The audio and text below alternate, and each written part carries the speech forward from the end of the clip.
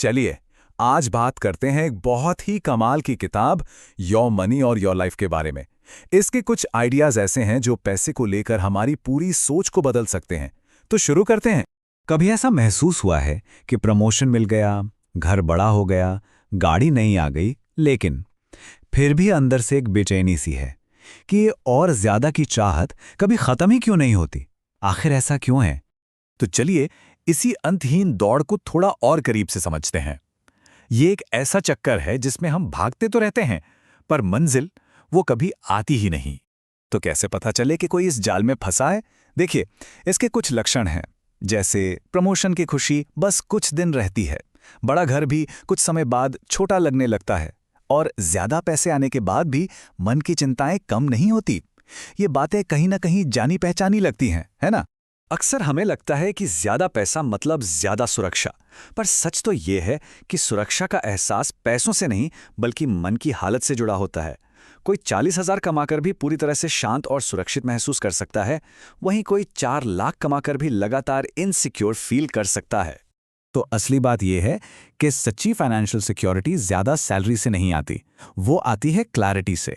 यानी जब ये साफ हो कि जीवन में हासिल क्या करना है और पहुंचना कहाँ है।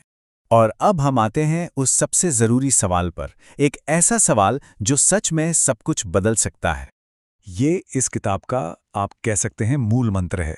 सोचिए, समाज या कोई विज्ञापन कभी हमें ये नहीं बताता कि काफी कितना होता है। ये हमें खुद तय करना पड़ता है, और जब तक हम ये तय नहीं करते तब तक और ज्यादा की दौड़ चलती ही रहेगी, कभी खत्म नहीं होगी।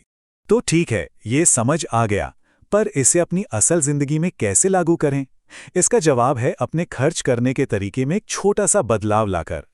हमें ऑटो पायलट मोड से बाहर निकलना होगा और सोच समझकर इरादे से खर्च करना होगा। हम सबसे पहले गलती करते हैं आदत में या फिर अचानक से आई किसी इच्छा पर खर्च करके। बिना सोचे समझे जो ऑनलाइन शॉपिंग हो जाती है, वो अक्सर बाद में सिर्फ पछतावा ही देती है। और दूसरी बड़ी गलती, दूसरों को दिखाने या अपना स्टेटस जताने के लिए खर्च करना। ये एक ऐसा जाल है जिसमें खुशी कम और दबाव ज्यादा महसूस होता है। तो फिर सही तरीका क्या है? सही तरीका है अपने मूल्यों के हिसाब से खर्च करना, यानी पैसा उन चीजों पर लगाना जो हमारे लिए सच में मायने रखती हैं, जैसे कि सेहत, परिवार के साथ समय बिताना या कुछ नया सीखना।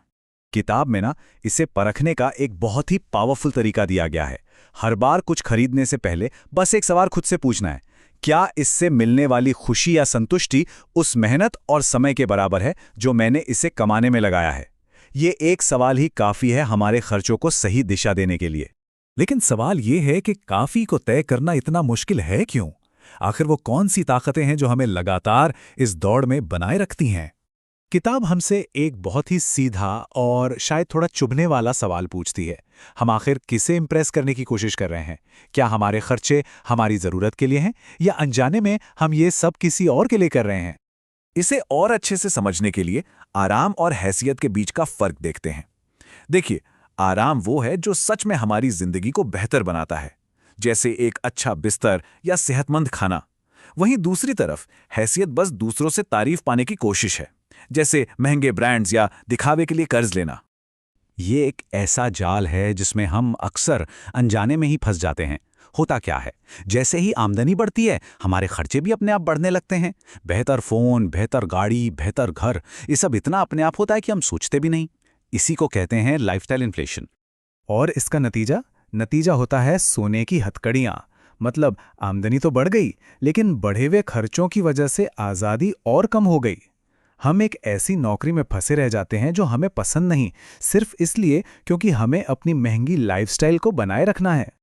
तो इस पूरी यात्रा की मंजिल क्या है? इसकी मंजिल है अपनी असली फाइनेंशियल फ्रीडम को पाना, एक ऐसी जिंदगी जीना जो सच में अच्छी हो। इस नई सोच में पैसा खुद में कोई मंजिल नहीं है, बल्कि एक टूल है, एक औजार। एक ऐसा औजार जिसका इस्तेमाल हमें अच्छी सेहत, मजबूत रिश्तों, कुछ नया सीखने, समाज में योगदान देने और सबसे जरूरी मन की शांति पाने के लिए करना चाहिए। और यही है वो सबसे बड़ा बदलाव।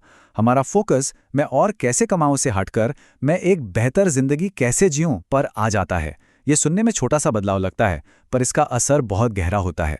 जब ये बदलाव आता है तो मन की शांति सिर्फ एक एहसास नहीं रह जाती, उसे आप सच में महसूस कर सकते हैं, उसे माप सकते हैं। कम चिंता, कम कर्ज और अपनी जिंदगी पर ज्यादा कंट्रोल। यही तो असली फाइनेंशियल पीस है। और आखिर में मैं एक सवाल के साथ इस चर्चा को खत्म करना चाहूंगा।